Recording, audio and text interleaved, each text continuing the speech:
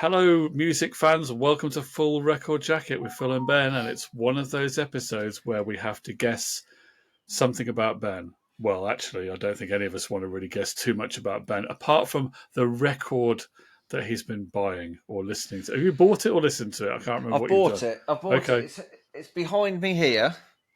And you've got to guess what it is. Can you tell what it Okay. is yet? Okay. I don't know how you want to start it. Do you want to try and start with a decade or? Well, are you going to give us any kind of clue? I've got to guess on behalf of all of the viewers as to what this is. Are you going to give us a clue? I'll give you a clue.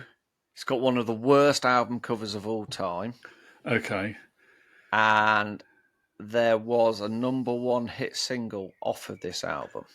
Okay, well, I know that album cover that you really don't like, that you often go on about not liking, is Paul McCartney's "Flowers in the Dirt," but I don't think that had a number one single on it. No. I sent you a T-shirt of that. Someone's actually made the rubbish album cover into a T-shirt. It's a rubbish T-shirt. Don't buy it, me. Not a bad McCartney album by any stretch, but just not your favourite front cover. No. Okay, so it's got an album with a number one single on it, and the cover's rubbish. The cover's rubbish, yeah. The cover literally looks like somebody just went, that'll do, son, that'll do. It's awful. Well, having a number one single on an album is not exactly... It doesn't narrow it down that much, to be quite honest. Well, do we get a decade or a genre or anything like that? It's rock. Rock pop, I would say. Okay. Yeah. You can guess the year. Yeah, you can have some questions and we'll see if you can narrow it down. Okay. Is it from the 1990s? No, it is not, Phil. Is it from earlier or later than the 1990s? Even though I think it did appear, the hit single did appear on something in the 1990s. So okay, so does that mean it's the early 2000s and the single was out first, or does it mean it's it's out older than that and then the single was came it is back older again? than that, yeah. So it's from the 80s? No. 70s? On the threshold. Okay. Early 70s? Yeah, late 60s, 69, 70, I'll go with. Okay. The hit single was number one in 1969. Okay, I've got an idea who this is. I think it's a male solo artist. Go on. And I think it's a very legendary artist who had a long career and is very highly regarded. Am I right about that? Well, you tell me. You tell me, son. I think it's David Bowie. It is not David Bowie. Okay. Oh, I thought it was going to be Space Oddity. I can't remember now whether that was number one or not. I think it was, wasn't it? It came out in 1969 and has a number one single on it. Yeah. And you got me into this band or song when you played it on our radio show. Oh, okay. Yeah. All right. So this is, I think the number one song is Something in the Air. And I think this is Thunderclap Newman. You are incorrect. No, you're right. You are correct. Right, Look at that. It was Thunder. I bought this the other day. I've been after it for ages. Hollywood Dream. It was a massive $4.99. But look at that album cover. I've never seen this before. What is going on there? I mean, is that Pete Townsend? It looks like Pete Townsend. But I don't Pete Townsend was involved with this record because he was. He was he the producer of it, I believe, or I don't know. In fact, I've just brought it up in front of me. Pete Townsend was playing bass guitar on the album and singles. It doesn't actually tell me much else apart from that front cover is awful, and I think what that is there is when you look on the back. It was actually a cardboard cutout that they'd obviously taken around. But is it Pete Townsend? I can't clearly see who it is. I'm not sure because hold him a bit closer to the camera. It's got a Pete Townsend nose, but it doesn't look like Pete Townsend. It also looks a bit like Denny Lane, formerly of the Moody Blues and Wings. But why would he be on there? Well, exactly. So let's have a look. Well, you've got to look this album up now and find out. Well, I'm going to find out who did the artwork. Artwork and who's on the front cover? Thunderclap Newman. Thunderclap. Newman. I must. While you're doing that, I must say that although I'm quite familiar with the hit song, "Something in the Air," I've never heard any other tracks by Thunderclap Newman. No, I don't think I have either. But what do we both hate about that Something in the Air track?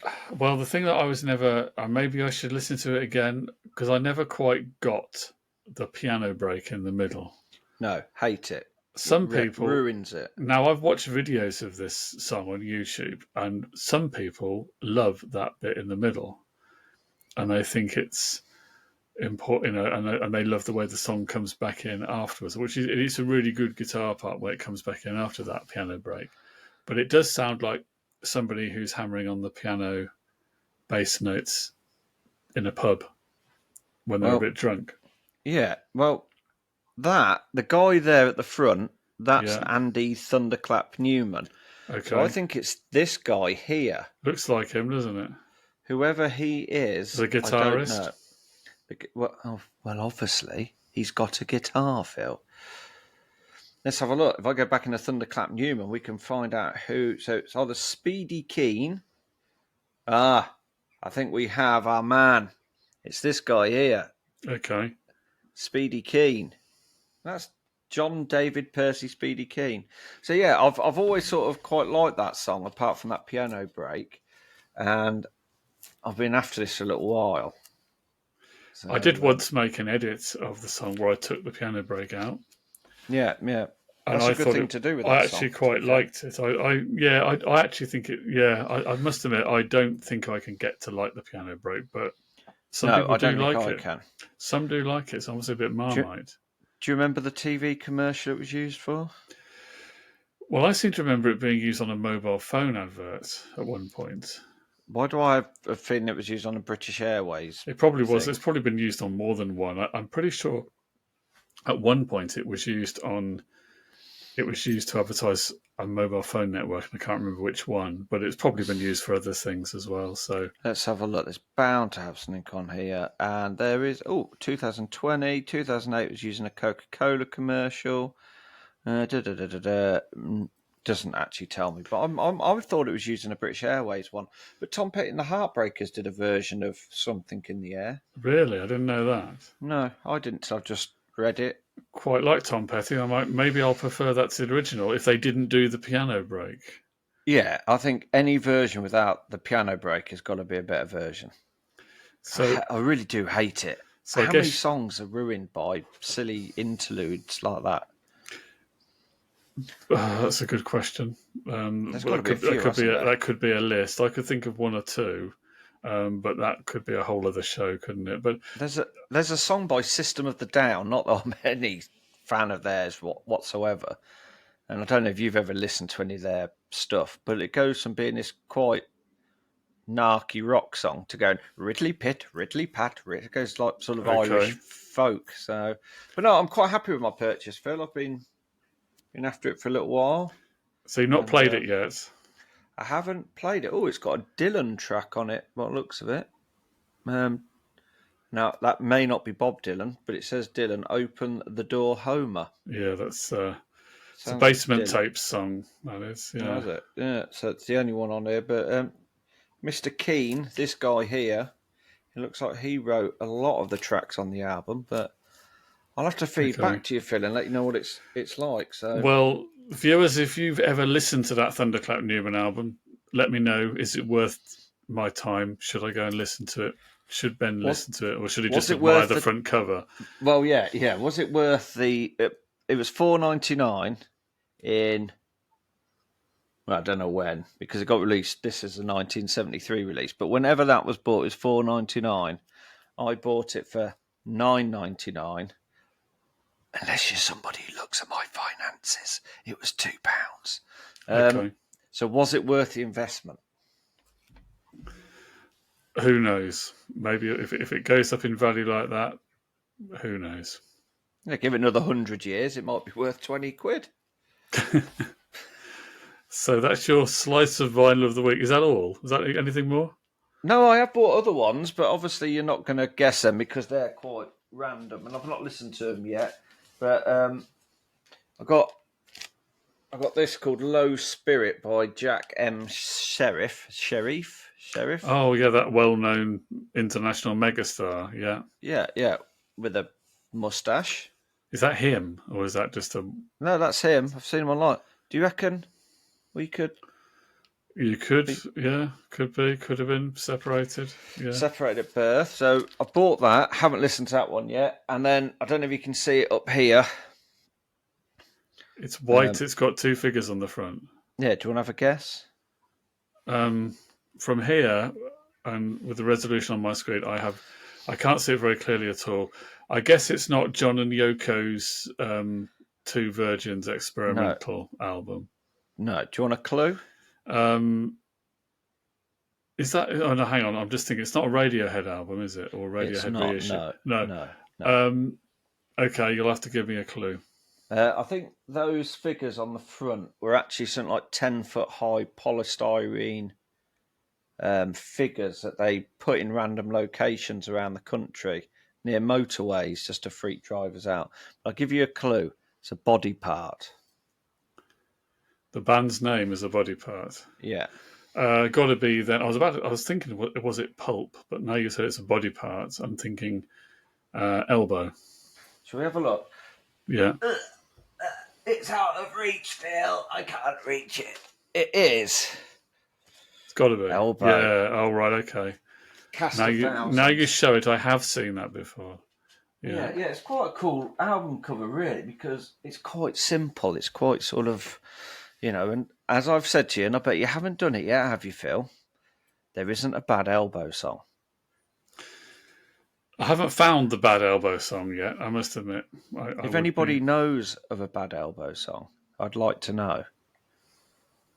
But I don't think there is one. They're all of a similar quality. So they're the ones I've bought this week, which I'm quite happy with. Well, to be fair, I bought this one about 2 weeks ago, and it took 2 weeks to come. And this one, I mean, he's got some friends. Who is that guy? Jack M. Senf. It's not an R and an I. It's Snuff. Snuff. Shall I have a look? Because we're going to have to put a link to this in the below, and we've got to spell it right, otherwise people will be led off the wrong direction. Yeah, Low Spirit, Jack M. Senf. It's SENFF. So I don't. It was released 3rd of June 2022, so it's been out for about a year. Doesn't really. There's no Wikipedia entry for him. His name is Senf. SENFF. Senf. But on Discogs, he's classed as rock, pop, folk, world, and country. So if anybody out there has listened to it before I get chance, let me know, because he is a handsome chap. That's all I'm going to say, Phil. I'm saying nothing to that.